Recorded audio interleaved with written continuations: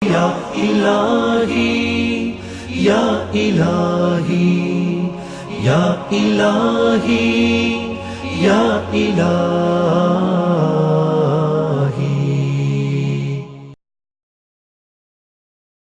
Achieved and the maturity in the young man.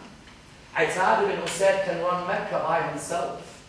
I know he's 21, but he's a 21-year-old whose maturity is beyond his years. And this man led the first Salat al-Jama'ah in Mecca when Mecca was opened. How old? 21. Mus'ab bin Umar before him. Number 3, Mu'adh ibn Jabal. Mu'adh ibn Jabal became the governor of Rasulullah, the ambassador of Rasulullah in Yemen. I ask you, brothers and sisters, if you were to look in every country in the world today, how many of you can name me ambassadors of countries who are in their 20s? I ask you. I, in my own time, have met ambassadors from different countries. I've never met an ambassador below the age of 39. And even 39, all of us were raving to him about how young he is. Rasulullah sends Mu'adh ibn Jabal to Yemen as his ambassador at the age of 29. When Mu'adh ibn Jabal comes to Yemen, just before he leaves, Rasulullah has a conversation with him, which becomes the basis of ijtihad today. The basis of reasoning today, through deduction of the laws, is through the conversation between Rasulullah and Mu'adh. He says to him, "O Mu'adh, I am sending you as my ambassador to Yemen. How will you judge the people?" He said, "Ya Rasulullah, I'll judge them by the Quran." Then he said to him, "And then if you can't find the ruling in the Quran, how will you judge?" He said, "By your sunnah." Then he said, "If you don't find it in the sunnah, how will you judge?" He said, "I will use ijtihad from the Quran and the sunnah's principles." And that conversation became the basis of ijtihad for the future. Yet a 29-year-old was so mature that Rasulullah had companions who were much older than that 29-year-old. Yet it wasn't about age for Rasulullah. It was encouraging a religion which was built on young people who he had cultivated their hearts, who now he wanted to place in a position of responsibility. Number 4, Usama ibn Zayd. Rasulullah, just before he dies. Zayd, the father of Usama, the adopted son of Rasulullah, Zayd ibn Harith, had died in the battle of Mu'tah. Mu'tah is on the hills of Jordan.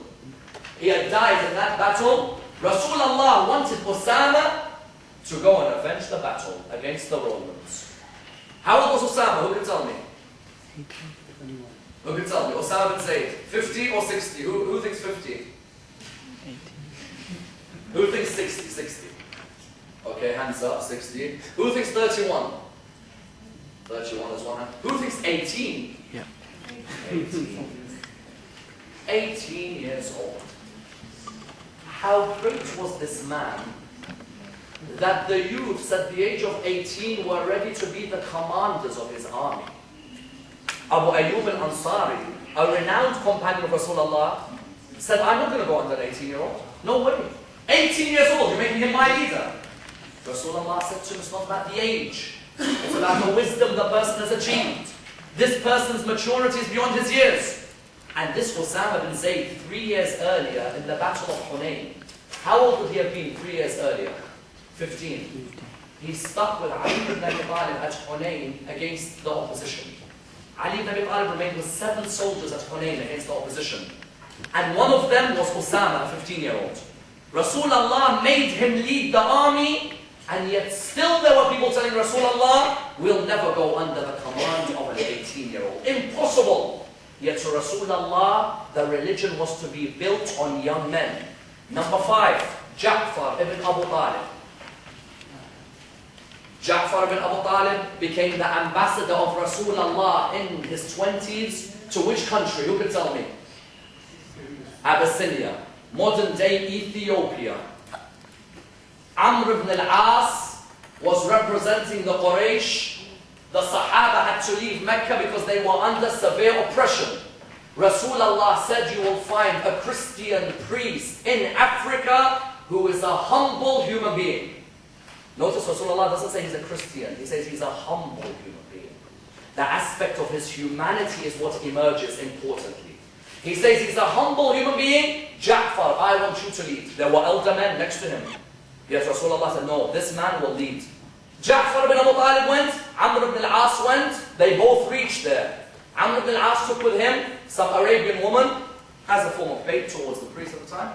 And so what happened was, he managed to con a lot of the priests until he got to the Najashi, as he was called. Najashi was standing there with the cross. When he was standing there, Amr ibn al-As came, Ja'far ibn Abu Talib came. Najashi had a soft heart because of an incident that occurred when he was younger. What was the incident? He saw his dad get killed by his uncle. Then he saw his dad's family avenge his uncle. He hated killing because he said, I've only been brought up on people killing each other from my family.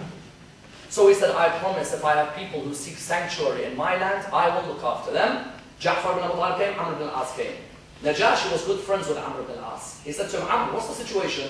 He said, these people are changing the mindset of our people. He said, what, this young man? He said, yes, that young man there. He said, what does he do? He says, him under the leadership of his sorcerer have made the people believe there's a God which we can't see, have made the people believe that women have rights, have made the people believe that there's a day of judgment when we'll be asked about our accounts, have made Abu Lahab the same as the slave Bilal. So he looked at Ja'far ibn Abu Talib and said, Ja'far, what's your belief? He said, we believe in God and the prophets of God. He said, to which prophets? He said, we believe all the prophets from Adam until Moses and Jesus.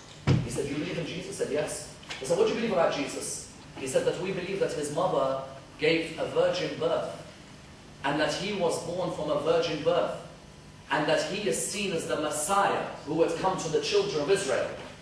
He looked at him and he said, recite to me some of the words of your Quran. Notice how that youth was an ambassador because the Quran was already clocked. That which was revised was already memorized.